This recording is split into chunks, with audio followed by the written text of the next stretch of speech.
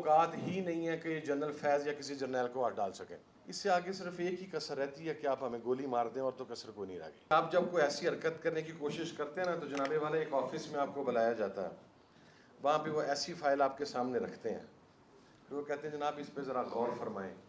یہ چونکہ میرا ڈیسیزن کم از کم میری بائی چوائس تھا، میں اس لیے وہ کو رونا دھونا زیادہ نہیں کرتا، نہ میں اس کو زیادہ اس کے اوپر کرتا ہوں. لیکن گزشتہ 2 سال میں جو کچھ ہم نے بھگتا ہے، یہ بھگتانے والے اگر 1 ہفتہ بھگتا جائیں تو میں انہیں مان جاؤں گا. یہ آسان نہیں ہے کہ آپ 2 سال اپنی ماں بہن، اپنے بیٹے سے، اپنی اولاد سے، اپنی فیملی سے آپ دور رہیں، آپ کے بزنسز تباہ کر دیے جائیں، آپ کی پراپرٹیز سیل کر دی جائیں، آپ کے لیے ایسے ایسے شرمناک کام کیے جائیں کہ ان کا تذکرہ کرتے ہوئے انسان کو شرمندگی محسوس ہو، آپ کی کریکٹر اسیسینیشن اس طریقے سے کی جائے، آپ کی فیملی کی جائے، آپ کی ماں بہنوں کی کوشش کی جائے، اس قسم کی کرنے کی، بلیک میل کرنے کی کوشش کی جائے. یہ چیزیں موجود ہیں ان میں کہ آپ نے آبروریزی کیسے کرنی ہے، آپ نے بلیک میل کیسے کرنا ہے، آپ نے عصمت دری کیسے کرنی ہے، آپ نے ڈرانا دمکانا کیسے ہے، آپ نے الیکشن ریزلٹس کو کیسے مینیج کرنا ہے، آپ نے ہارے ہوئے کو جتوانا کیسے ہے، آپ نے کس جج سے اپنی مرضی کا فیصلہ لینا ہے. یہ تمام چیزیں آئین میں موجود ہیں، لیکن وہ آئین ہمارے سامنے نہیں ہے، وہ ہم سے مخفی ہیں. وہ جو لوگ آئین کو کاغذ کا لکڑی کا ٹکڑا سمجھتے ہیں، یہ انہوں نے اپنے آئین کے اندر کوئی چیزیں لکھی ہوئی ہیں، اور بڑی جان فشانی کے ساتھ، بڑی مستعدی کے ساتھ، اور بڑے تسلسل کے ساتھ مسلسل کی جا رہی ہیں آج تک پاکستان میں. میں لٹرلی آپ کو ایک بات آنیسٹلی بتاؤں، جس جگہ پر ہم پہنچ گئے ہیں، محمود اچکزئی صاحب تو بڑا پرانا اس تحریک میں ہے، لیکن جہاں تک ہم لوگ پہنچ گئے ہیں، اس سے آگے صرف ایک ہی کسر رہتی ہے کہ آپ ہمیں گولی مار دیں، اور تو کسر کوئی نہیں رہ گئی. اس سے پیچھے تو کوئی ایسی چیز رہ نہیں گئی جو آپ نے کر نہیں لی. اور یہ بات بھی آپ کو واضح کر دیں کہ گولی کا خوف ہوتا تو ہم ابھی پیچھے ہو گئے ہوتے ہیں. اب وہ خوف اندر سے ختم ہو گیا ہوا ہے، اس لیے ہم آپ کے سامنے کھڑے ہوئے آپ کو بات کر رہے ہیں.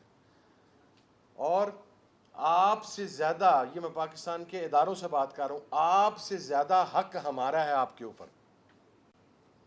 اس لیے کہ آپ نے جب بھی ریاست کو خطرے کی بات کی، ہم نے آپ کا ساتھ دیا. آپ نے آپریشن سوات آپریشن ہو، رد الفساد ہو، ضرب عضب ہو، کل عدم جماعتوں کے خلاف ہو، تو وہ ٹی ٹی پی کے خلاف ہو، پتہ نہیں کس کس بلا کے خلاف ہو، ان تمام آپریشنز میں آپ سے زیادہ لاشیں ہمارے گھروں میں آئی ہیں آپ کا ساتھ دینے کی پاداش میں.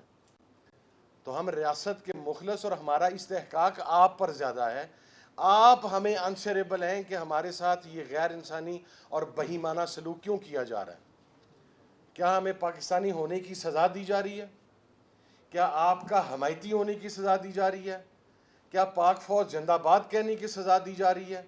کیونکہ مجھے آج یہی فیل ہوتا ہے کہ مجھے یہی سزا مل رہی ہے شاید، کہ میں نے ہمیشہ، اور میں برملا اس بات، میں جہاں پر غلطی ہوتی ہے میں اس کا اعتراف کرتا ہوں اور میں برملا کرتا ہوں. میں ان لوگوں میں سے ہوں جنہوں نے 2018 میں بیٹھ کر اسی پریس کلب میں اسی جگہ کے اوپر پنجاب کے سب سے طاقتور آدمی کے خلاف پریس کانفرنس کرتے ہوئے بتایا تھا کہ وہ اس وقت رانا ثناء اللہ کو 3000 ووٹ سے جتوانے کے لیے اس نے 20 کروڑ روپے میں ڈیل کی ہے. اس کی میں نے بڑی لمبی قیمت بھگتی ہے، لیکن رانا صاحب 2300 ووٹ سے جیتے ہیں. پھر بھی اس چیز کو انویسٹیگیٹ نہیں کیا کسی انسان نے. تو جہاں پر عوام کے مینڈیٹ کو ایسے روندا جائے، عوام کے مینڈیٹ کو ایسے برباد کیا جائے، وہ ڈیموکریٹک سوسائٹیز نہیں ہوتی. اس بات کے اوپر میرا خیال ہے وہ وقت آ گیا ہے جہاں پر یہ جو ایک وہ ڈیموکریسی کا سو کالڈ قسم کا ملغوبہ ہمارے اوپر طاری کیا گیا، اسے اتار دینا چاہیے. آپ اسٹریٹ اوے ڈکلیئر کر دیں کہ اس ملک کے اندر مارشل لا ہے، یا اس ملک کے اندر ایمرجنسی ہے، یا اس ملک کے اندر سول رائٹس نہیں ہے، یا اس ملک کے اندر ڈیموکریسی کے مطابق آپ اپنی زندگی نہیں گزار سکتے. آپ کو یہ رائٹ نہیں ہے کہ آپ یہ بات کہہ سکیں. آپ کو یہ رائٹ نہیں ہے کہ مجھے یہ رائٹ نہیں ہے کہ میں آپ سے پوچھ سکوں کہ میرے ڈپٹی سیکرٹری جنرل کو آپ نے کراچی سے اٹھایا اور اس کے بعد آپ نے اسے ایم کیو ایم کے ٹارگٹ کلرز کے سیل کے اندر پھینکا. وہاں پر اسے ٹارچر کر کے مرڈر کیا گیا. اس کی لاش میں نے وصول کی جو کہ بہیمانہ ٹارچر تھی. میں اس کے اوپر ہائی کورٹ میں گیا, آج تک اس کی انکوائری رپورٹ مجھے نہیں مل سکی. میرا استحقاق ہی نہیں ہے, اس لیے کہ آپ ہمیں جانور سمجھتے ہیں, آپ ہمیں انسان سمجھنے کے لیے تیار نہیں ہیں. لیکن جناب ایک بات عرض کر دوں, میاں صاحب ہم ہیں نہیں کہ ڈیل لے کے بھاگ جائیں. اب ان کی خیر تازہ میاں صاحب کی بھی غیرت زندہ ہو رہی ہے. گارڈن وہ اس کی ریزن ایک ہی ہے, چونکہ وہ خود پرائم منسٹر نہیں بن سکے, ادروائز سب چیزیں ٹھیک ہونی تھی. وہ گھر سے ہی انہیں وہ دا لگ گیا جس کی وہ ایکسپیکٹیشن نہیں کر رہے تھے. اور سیانے بزرگ لوگ صحیح کہتے ہیں کہ سیاست بہت بے رحم ہوتی ہے.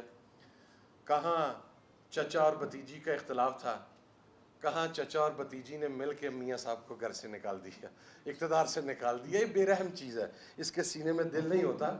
تو میاں صاحب کو تو سب سے پہلے اسٹیبلشمنٹ کو نہیں رونا چاہیے. میرا خیال ہے یہ معاملہ پہلے اپنے گھر میں سیٹل کرنا چاہیے کہ گھر کے اندر سے یہ جو بغاوت ہوئی ہے پہلے اسے سیٹلمنٹ کریں.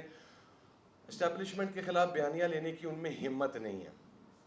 ہمت اس لیے نہیں ہے کہ جس آدمی نے, یا میں میاں صاحب کو یہ پن پوائنٹ کر کے نہیں کہہ رہا, ہر وہ آدمی جس نے کرپشن کا مال کھایا ہے, جس نے اس ملک کے وسائل کو لوٹا ہے, جس کی فائلز بنی ہوئی ہیں, اس کی یہ کیپیسٹی ہی نہیں ہے کہ وہ پاکستان کے طاقتور لوگوں کی آنکھ میں آنکھ ڈال کر بات سکے, یا سپریمیسی آف لا کی بات کر سکے, یا کانسٹیٹیوشن کی بات کر سکے.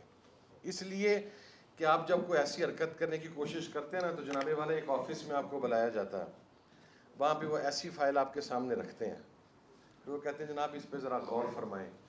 تو غور فرمانے سے پہلے بندے اپنے کرتوتوں سے تو آگاہ ہوتا ہے, تو بندہ یہ کہتا ہے کہ نہیں آپ غور نہ کروائیں, مجھے بتائیں میں نے کیا کہنا ہے آپ کے لیے, یا میں نے کیا کرنا آپ کے لیے. یہ سر پھرے بہت کم ہوتے ہیں جن کی فائل نہیں ہوتی, جن کی فائلیں نہیں ہوتی, کیونکہ وہ پھر بلیک میل نہیں ہوتے نا, وہ پکڑے نہیں جاتے. ان کو اب بلیک میل, ہاں ان کے لیے پھر ایک ہی حال ہوتا ہے, یا وہ حادثوں میں مارے جاتے ہیں, یا ان کے وہ ٹائر کھول دیے جاتے ہیں, ٹائر آرٹس کھول جاتے ہیں, یا وہ کسی دہشت گرد تنظیم کا نشانہ بن جاتے ہیں. بن جائیں, کوئی ایشو نہیں. میں لاسٹ بات کہہ کے یہ اجازت چاہوں گا, یہ تحریک جاری رہے گی. میں عمران خان صاحب کے ساتھ کھڑا تھا, اس بندے نے, اچھا یہ بھی نا کچھ بھاشن دینے کے لیے کچھ لوگ آ جاتے ہیں, روز میڈیا کے اوپر بیٹھ جاتے ہیں کہ جی سانیہ 9 مئی ہو گیا, سانیہ 9 مئی ہو گیا. جن لوگوں نے کبھی زمان پر کا گیٹ نہیں دیکھا, وہ بھی اتنی مہارت کے ساتھ رات کو بیٹھ کے جھوٹ 8 سے 12 بجے تک بولنا شروع کرتے ہیں کہ وہاں پر یہ تھا, وہاں پر یہ تھا, وہاں پر یہ تھا. ایک ابھی وہ صاحب کردار ایک نوجوان تو نہیں, جوان برآمد ہوا کراچی سے, جو پتہ نہیں خدا جانے اسے سینیٹر کون منتخب کر گیا, اور وہ ایسی عجیب بہکی باتیں کرتا ہے کہ اس کی اب کرتوت میں بیان کرنا نہیں چاہتا, کیونکہ یہاں پر ہماری بہنیں بھی بیٹھی ہیں, خواتین بیٹھی ہیں. وہ آ کے ایسے بھاشن دینا شروع کرتا ہے جیسے مقام ولایت تک پہنچنے والا ہے. وہ اس کا بیک گراؤنڈ ذرا آپ کھول کے دیکھیں, اسے اتنے بڑے بڑے بھاشن دینے کی ضرورت نہیں ہے. وہ ذرا بیک گراؤنڈ کھول کے دیکھیں, یا تھوڑا, اب کل اس نے نام لیا جنرل فیض کا. میں بتاؤں اسی جنرل فیض کے پیچھے یہ موصوف کس طرح پھیرا کرتے تھے ترلے اور منتیں کرتے ہوئے. اور میں اگلی بات بھی بتا دوں, یہ جتنا مرضی کر لیں, ان کی اوقات ہی نہیں ہے کہ یہ جنرل فیض یا کسی جرنیل کو ہاتھ ڈال سکیں. یہ صرف کسی ایک ذاتی انڈیویجول کو خوش کر رہا ہے, جس سے اس نے اپنا بینیفٹ لینا ہے یا کو اپنی خواہش پوری کرنی ہے. Nothing more then that. کمال ہے, سینٹ ایوانے بالا, ووٹ خدا جانے کتھوں, گندا نواز شریف, گندا زرداری, پارٹی ساری اس کو ووٹ ڈال گئی. نہ وہ ان کر رہے ہیں, نہ وہ ان کر رہے ہیں, وہ بیٹھا پانڈل لکھ رہا ہے دونوں کی. اور پھر بھی جناب وہ, یہ ہے پاکستان کا ایکچول المیہ اور پاکستان کا ایکچول ڈیلما, کہ وہ لوگ جو کچھ لوگوں کی خوشامد کر کے اقتدار کے اندر آ جاتے ہیں.